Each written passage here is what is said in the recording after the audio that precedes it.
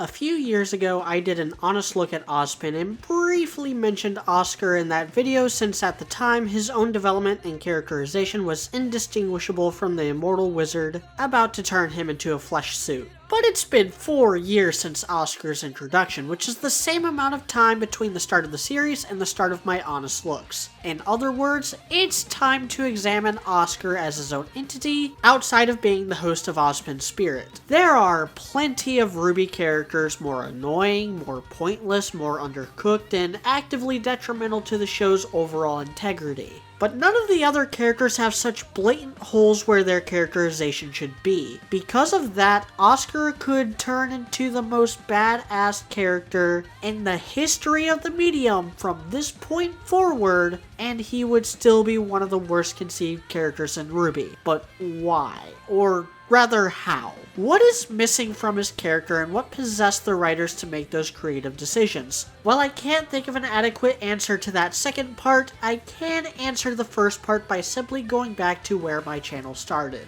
In the first episode of Volume 4, Oscar makes his first appearance following a nightmare we are left to assume is linked to the scene that preceded it. This could be the moment Ozpin starts manifesting his own consciousness, though that's speculation.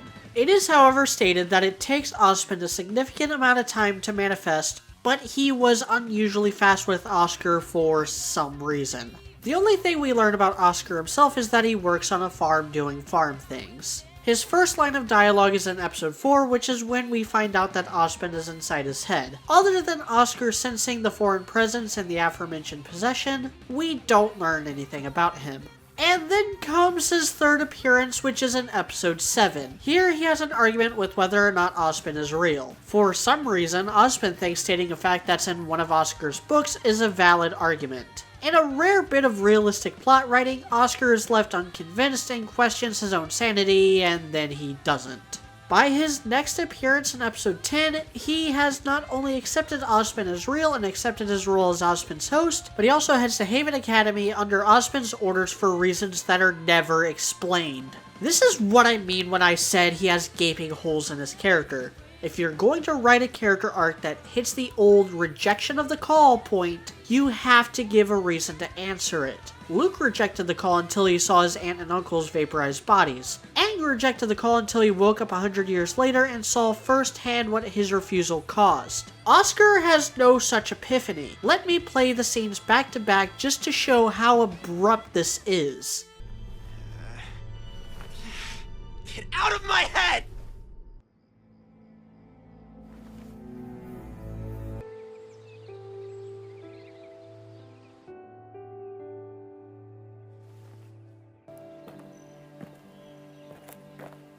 Even though this is bad, it's not unsalvageable. His existence in Volume 4 is just to establish him before he shows up in Volume 5. They could have fleshed him out that volume and showed what actually convinced him to answer the call to action, but they didn't. The writers themselves rejected the call to action. Worse yet, they've done the exact same thing 2 other times since then. In Volume 5, Episode 5, he contemplates giving up and questions Ruby on what makes her keep going. Of course, this rings hollow when you remember that the stakes are the end of the world, and so apathy isn't a realistic option. Maybe if Salem had a more self-righteous goal, all of this would work, but that's another bag of worms I'm not going to get into in this video. The point is that this pep talk from Ruby is supposed to be his key motivating factor in not calling it quits, before he even saw any combat, before he knew anything about what he was up against, but after Ozpin already said something that got him to go ahead to Mistral in the first place. That's the other thing about rejecting the call. You have to give the character a reason to reject the call, and you have to give them a reason to accept their role. Volume 4 did the first part, but not the second. Volume 5 did the second without the first, and Volume 6 did neither. In Volume 6, after learning just how high the stakes are and how much they all need to work together, he decides to run away because Jean got a little mad at him. Except, psych!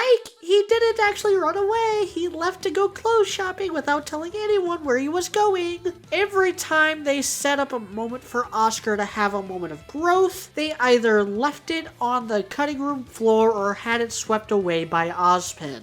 I praise the scene in Volume 6 where he finally fights for control and takes Ozpin down a peg. It loses a bit of impact when you find out Ozpin didn't do anything wrong in his flashback. It loses more impact when Oscar's next big moment is flying the ship and then getting help from Ozpin the next time there's any trouble. And then throughout Volume 7, he has some moments with Ironwood effectively trying to undo the development he got in Volume 6, and congratulations, it worked.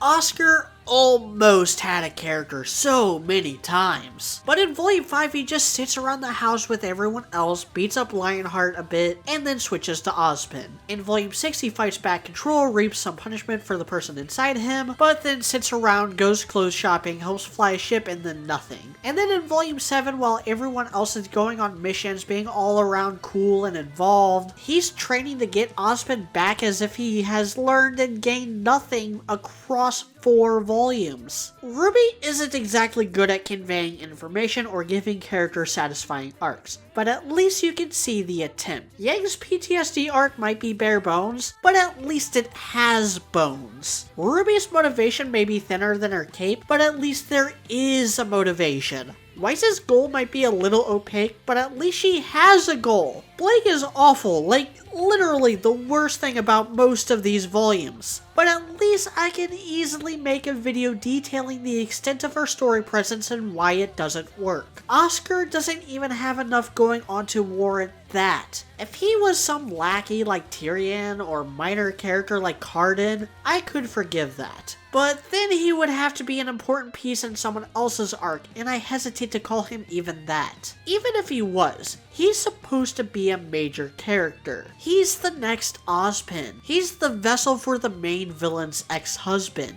There needs to be more to him than this. The best thing he's done is confront Ironwood and reduce himself to a litmus test for Ironwood's own development. Anyone could have done that to equal results. And if this were Ruby, Weiss, or Yang, I wouldn't have been cheering for Ironwood when he shot a kid in the chest. Oscar is beyond damaged goods at this point. A lot of the other characters and plotlines have been screwed up to the point of no return, but Oscar is a special case. Unlike any of these other characters, Oscar was never given the chance to even have potential. And every step he has taken to differentiate himself from Ozpin has only landed him exactly where he would be if Ozpin had just taken over. And if he didn't take those steps to save the world, he'd be no better than any of these random background characters. That's the sad fact of his existence. Whether he's a slave to Ozpin's will, or a slave to Ruby's idealism, or a slave to Ironwood's pragmatism, he's still a slave. A character with no semblance of willpower or motivation. I'm Mediocrity4. Thanks for watching.